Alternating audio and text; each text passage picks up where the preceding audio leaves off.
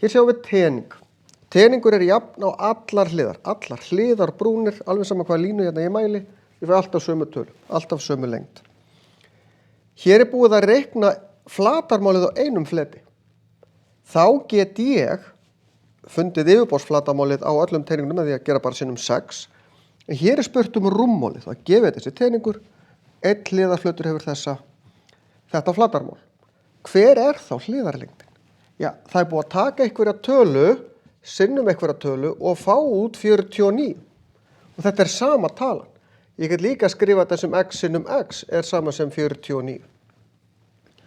Þeir sem eru flinkir í margföldun sjá að þetta 7. Þannig að allar hliðarnar hérna eru 7. Og það til aðgerð með vasareikni sem leyfir mér að gera þetta, það að taka rótin af 49, þá fæ ég 7. Rúmmálið þá 7 sinnum 7 sinnum 7, 49, 7 sinnum 7 er 49, sinnum 7 þá 343.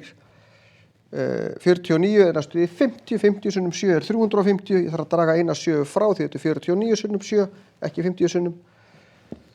cm í þriðja. Ég búin að margfalda sentimetra sinnum sentimetra sinnum sentimetra, þess vegna fæ ég í þriðjaveldi. Við mælum rúmmál alltaf í m í þriðja, cm í þriðja, í þriðja, alveg sama hvaða einingu við erum með.